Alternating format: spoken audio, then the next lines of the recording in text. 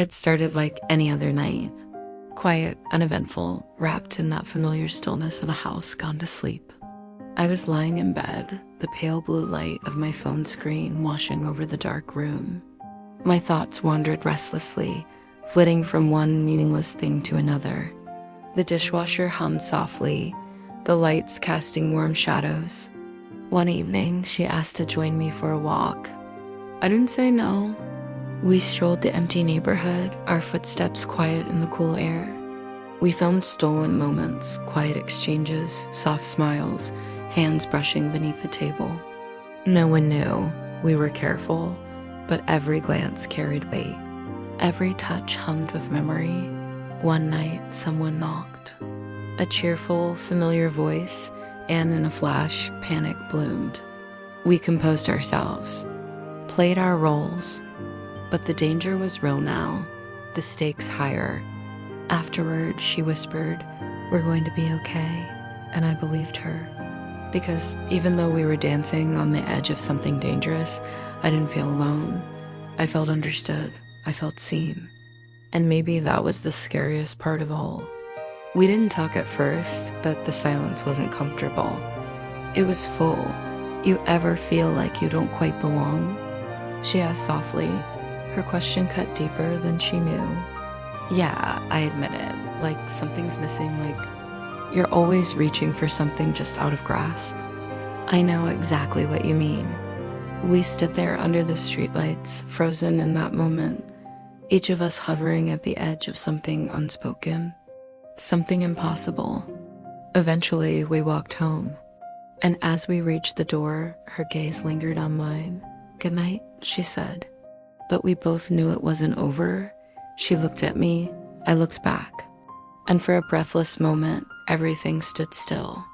"You know," she said, her tone too casual, "you've seemed different lately." "Yeah," I admitted quietly. "I guess things just feel different." "You can talk to me. I'm here." She reached out, fingers gently lifting my chin. Her eyes were soft, searching. "You don't have to hide anything from me." I swallowed hard. "I know, thanks." Her smile was gentle, but there was something else behind it, something deeper. We lingered in the quiet, not speaking. I wanted to close the distance between us. I didn't. Finally, she stepped back. "I should get to bed." "Yeah," I whispered. "Good night." She paused as if she might say more, then just nodded and disappeared down the hall. I was left standing there with a heart that wouldn't settle and a silence I didn't know how to break. It was supposed to be just another sleepless night, but something felt off. I couldn't explain it. The air had weight, like something was waiting to happen. I considered getting up, pacing the halls to shake the strange tension that clung to me. She sat beside me, close enough that her warmth seeped into me. Her arm brushed mine. A small thing, but I felt it everywhere. She looked at me, really looked. And I saw it, the same confusion, the same longing, mirrored in her eyes. Her fingers touched my cheek, like, testing, and I didn't pull away. I leaned in, slowly, uncertainly. Our lips met in a soft, hesitant kiss brief, but enough to set everything in motion. Her hand slid to the back of my neck, deepening the kiss. And in that moment, everything we'd held back broke free. We pulled away breathless. "Are you okay?" she asked. "I think I am," I whispered. She squeezed my hand. "Whatever this is, we'll face it together." But I stayed still, blaming my imagination. Then came the knock. Light, hesitant. "Come in," I said, too fast. My voice startled the silence. The door creaked open. It was my stepmother. She hovered in the doorway, her expression unreadable. "Hey," she said, almost apologetically. "You're still awake?" "Yeah," I muttered, trying to sound casual. "Just couldn't sleep." She nodded knowingly and stepped in, sitting gently on the edge of my bed. I felt a strange, nervous flutter in my chest. We'd always been close, but lately something had changed.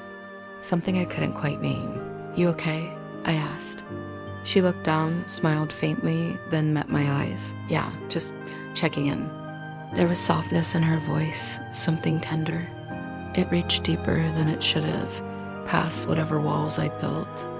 Her hand came to rest lightly on my shoulder, warm, grounding, and then it didn't move. It lingered. The calm it brought withered into something more complicated. Silence stretched. She seemed to hesitate, her hand still on me. "Sorry," she said finally, laughing awkwardly. "Didn't mean to make this weird." She stood, but her gaze clung to me. I wanted to ask her to stay, wanted to say something, but I only nodded. "Good night." Her voice dropped into a whisper. "Good night," she left. I lay in the dark, heart pounding, and knew something between us had shifted. The days after were a blur of confusion. Every memory of that night replayed over and over. Her touch, her look, her silence. I kept telling myself I was imagining it, just misreading kindness. But then came the glances, the pauses in conversation that lasted a second too long, the accidental touches that didn't feel so accidental. One night, we were alone in the kitchen, cleaning up after a late snack. It didn't stop. The lingering tension, the slow build of something neither of us named. It happened in the living room, another quiet night, just us. The TV flickered, but we weren't watching. From then on, the world shifted.